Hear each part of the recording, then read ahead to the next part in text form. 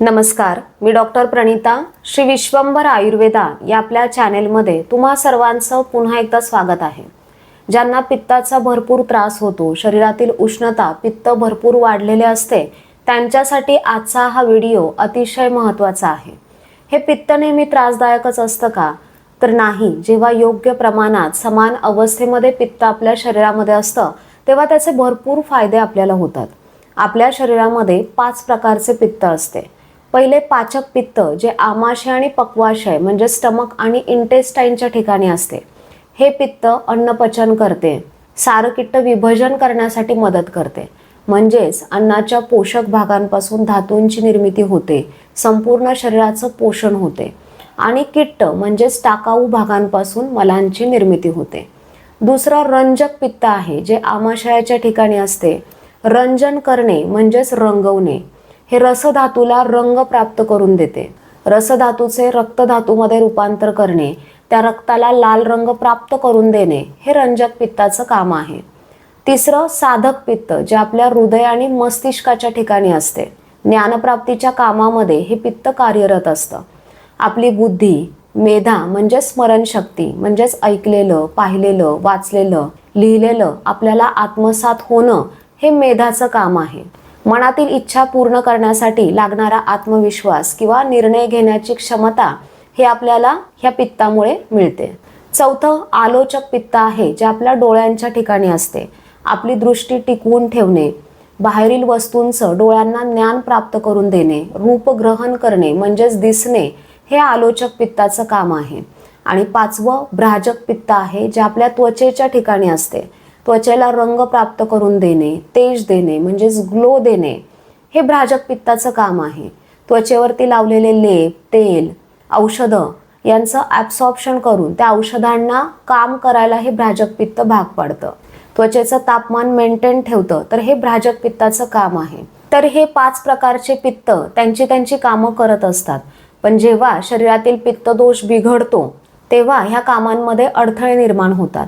मग शरीरातील पित्तदोष का बिघडतो, पित्त का वाढते, ती 5 अतिशय महत्त्वाची कारणं आणि वाढलेलं पित्त कमी करण्यासाठी 4 सोपे घरी करता येण्यासारखे उपाय, 4 औषधं आपण व्हिडिओमध्ये पुढे बघूयात. पित्ताचे गुण जर आपण पाहिले तर पित्तम सस्नेह तीक्ष्णोक्ष्णम लघु विश्रम सरम द्रवम. म्हणजेच पित्त हे स्निग्ध म्हणजेच किंचित तेलकट असते.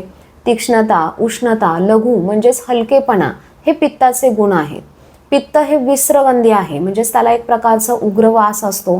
सर आहे म्हणजेच गतिमान आहे, एका ठिकाणाहून दुसऱ्या ठिकाणी जाते.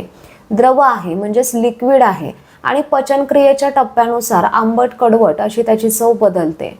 जेव्हा ह्या पित्ताच्या गुणांच्या समान जास्त खाणंपिणं वागणं आपलं असतं, तेव्हा शरीरातील पित्तदोष वाढतो.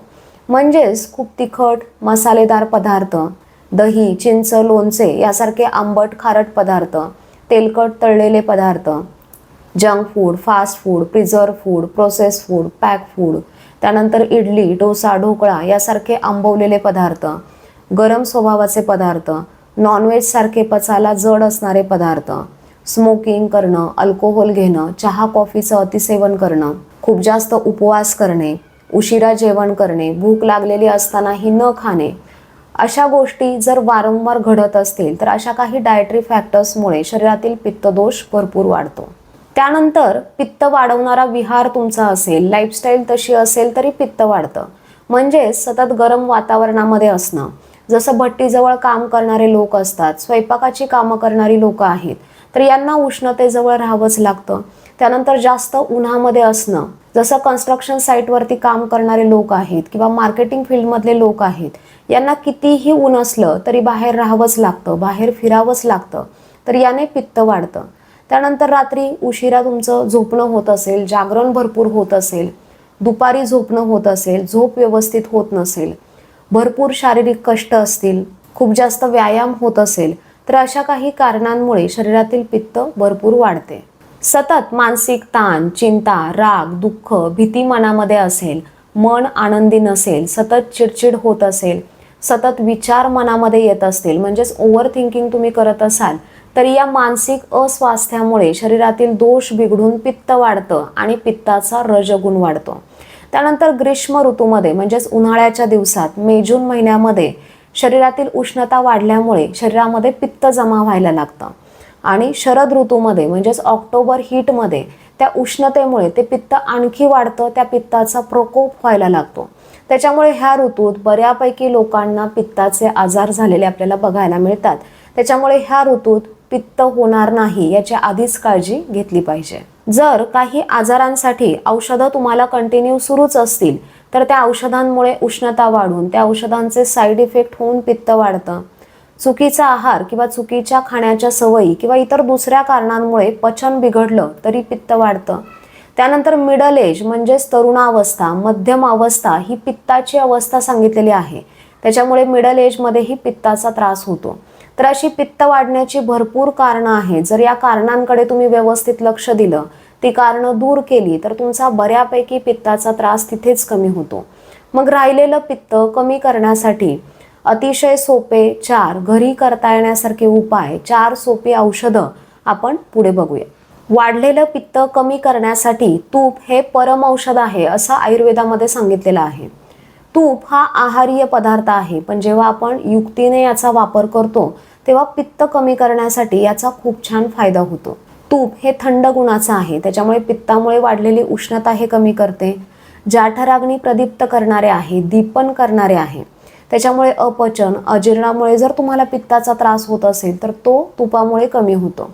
दररोज सकाळी उपाशी पोटी 1 ते 2 चमचे गाईचं तूप कोमट करून घ्या आणि ते प्या.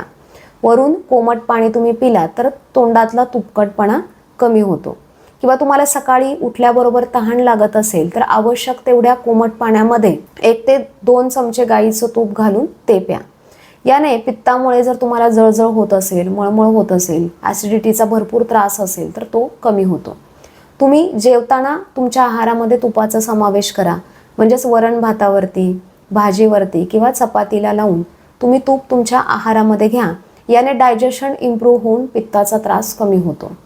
रोज रात्री झोपताना 2-2 थेंब गाईचं तूप दोन्ही नाकपुडीमध्ये टाका, नस्य करा. नस्याने गळ्याच्या वरच्या भागातले जे आजार आहेत ते कमी होतात. गळ्याच्या वरच्या भागातले आजार, त्यातही पित्ताचा त्रास म्हणजेच डोकेदुखी, डोळ्यांची आगाग होणे, तर हे पित्ताचे त्रास ह्या नस्यामुळे कमी होतात. त्यानंतर तुमच्या अंगाची भगभग होत असेल, आगाग होत असेल, हातापायाच्या तळव्यांची आगाग होत असेल तर आवश्यक तेवढं तूप तळपायांना चोळा, पादाभ्यंग करा. तुम्हाला शक्य असेल तर पादाभ्यंग काशाच्या वाटीने करा. याने शरीरातली उष्णता बाहेर पडण्यासाठी खूप छान फायदा होतो आणि उष्णतेमुळे, पित्तामुळे होणारा त्रासही कमी होतो. त्यानंतर 2 ते 3 थेंब गाईचं तूप नाभीमध्ये टाका, नाभी पुरण करा. नाभी हा संपूर्ण शरीराचा सेंटर पॉइंट आहे. त्याच्यामुळे नाभीतून शरीराला पोषण मिळतं, पचन सुधारून पित्ताचा त्रास कमी होतो. आयुर्वेदामध्ये द्राक्षा हे फळ सर्वात उत्तम सांगितलेलं आहे आणि ह्या द्राक्षापासून बनवलेल्या काळ्या मनुका पित्त कमी करण्यासाठीचं खूप छान औषध आहे. काळ्या मनुका ह्या शीत म्हणजेच थंड गुणाच्या, गोड चवीच्या, माइल्ड लॅक्झेटिव्ह आहेत. म्हणजे शरीरामध्ये साठलेलं पित्त मला वाटे बाहेर पडून कोठा साफ ठेवण्यासाठी ह्या मदत करतात. रोज रात्री झोपताना 10 ते 15 काळ्या मनुका स्वच्छ धुवून 1 वाटीभर पाण्यामध्ये भिजत ठेवा आणि दुसऱ्या दिवशी सकाळी त्या मनुका कुस्करून, स्मॅश करून त्या मनुकांचं पाणी प्या आणि त्या मनुकाही चावून चावून खा. याने पोटही छान साफ होतं आणि ॲसिडिटीमुळे होणारी जळजळ, मळमळ असे सर्वच त्रास कमी होण्यासाठी याचा खूप छान फायदा होतो. तिसरं पित्त कमी करणारं औषध आहे ज्येष्ठमध. ज्येष्ठमध हे गोड चवीचे, थंड गुणाचे, वातपित्त शामक आहे. ॲसिडिटी वाढून जर तुम्हाला जळजळणे, मळमळणे असे त्रास होत असतील तर 1 छोटा ज्येष्ठमधाचा तुकडा, साधारण अर्धा इंच एवढी ज्येष्ठमधाची काडी स्वच्छ धुवून ती चघळा. ज्येष्ठमधाचा रस लाळेसोबत पोटात गेल्याने पोटातली उष्णता कमी होऊन पोटाला थंडावा मिळून पित्ताचा त्रास कमी होतो. तुम्ही ज्येष्ठमधाचा काढा बनवून तो सकाळी संध्याकाळी उपाशी पोटी घेऊ शकता. तो काढा कसा बनवायचा तर अर्धा ते 1 छोटा चमचा ज्येष्ठमधाचं चूर्ण किंवा चूर्ण नाही मिळालं तर एवढी 1 ते 1.5 इंच एवढी ज्येष्ठमधाची काडी स्वच्छ धुवून ती ठेचून 2 कप पाणी असं एकत्र उकळून 1 कप शिल्लक राहिल्यानंतर गाळून तो ज्येष्ठमधाचा काढा सकाळी संध्याकाळी उपाशी पोटी प्या. किंवा अर्धा ते 1 छोटा चमचा ज्येष्ठ मधाचं चूर्ण तुपासोबत चाटण स्वरूपामध्ये तुम्ही सकाळी संध्याकाळी घेऊ शकता।